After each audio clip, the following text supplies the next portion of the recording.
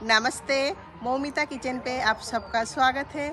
आमी मौमिता आज के आबार एक नतून रेसिपि निये चले एसेछि।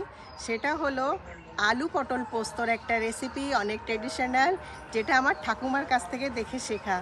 तो आसुन देखे नेওয়া হোক आजकेर रेसिपि। गरम হয়ে গেছে, এখন আমি এর মধ্যে দিয়ে দেব সরষের তেল।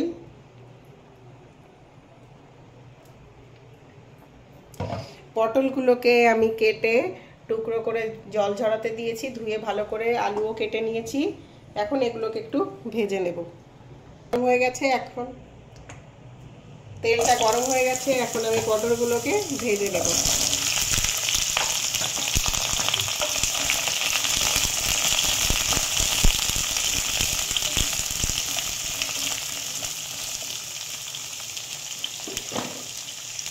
পটলের মধ্যে আমি দিয়ে দেব একটুখানি হলুদ আর দিয়ে দেব লবণ, দিয়ে এটাকে ভালো করে ভেজে নেব।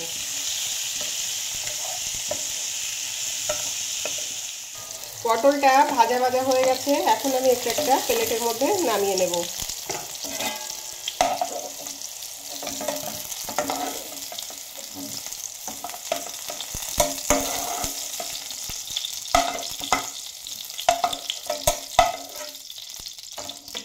যে তেলটা আছে আমি এর মধ্যে এখন দিয়ে দেব আলুগুলোকে একটু ভেজে নেব।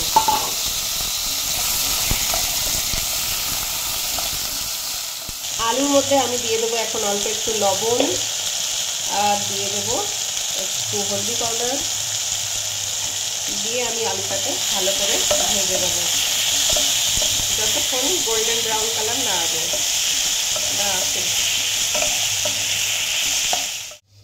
আলুটা ভাজা হচ্ছে, ততক্ষণে আমি একটা মশলা বানিয়ে নেব।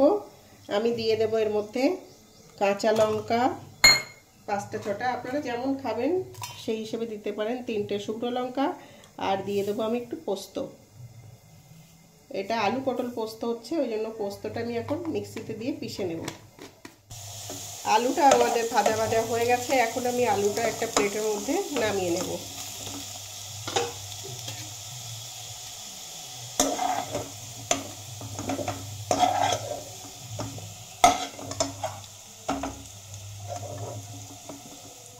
কড়াইতে আমি এখন ঢালবো সরষের তেল, এই রান্নাটা পুরো সরষের তেলেই করব। হয়ে গেছে, এখন আমি এর মধ্যে দিয়ে দেব কালো জিরা দেব, আর দেব কটা শুকনো লঙ্কা,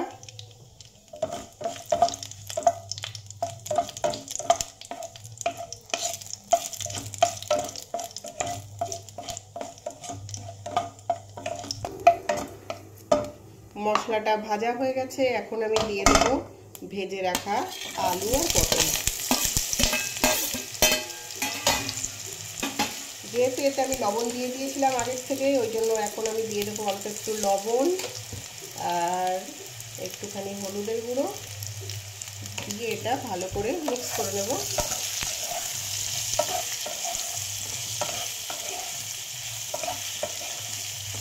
ভাজা ভাজা হয়ে গেছে, এটা ভাজা ভাজা হয়ে গেছে, এখন আমি এর মধ্যে দিয়ে দেব জল, অল্প করেই জল দেব।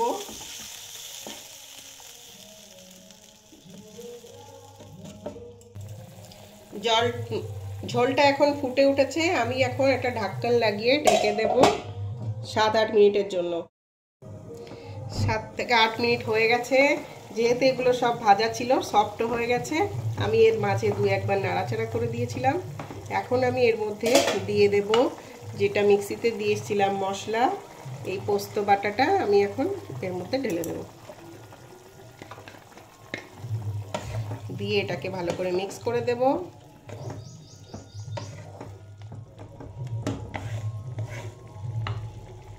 এটা দিয়ে আমি 4 থেকে 5 মিনিট ভালো করে এটাকে ফোটাবো। এখন এর মধ্যে দিয়ে দেব সরষের তেল। পোস্তর মধ্যে সরষের তেল দিলে ফ্লেভারটা অনেক সুন্দর আসে, খেতেও খুব টেস্টি হবে। এখন আমি এর মধ্যে দিয়ে দেবো একটুখানি চিনি, একটু মিষ্টি ফ্লেভার আসলে ভালো লাগবে খেতে, আপনারা চাইলে দিতে পারেন, নাও দিতে পারেন।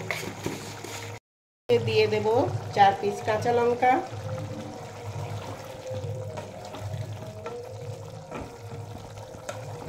এটাকে এখন ভালো করে ফোটাবো।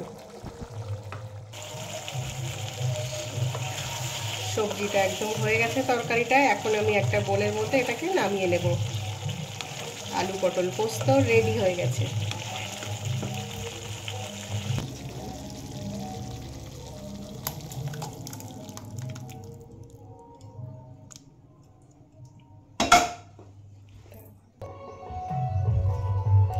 আলু পটল পোস্ত রেডি হয়ে গেছে।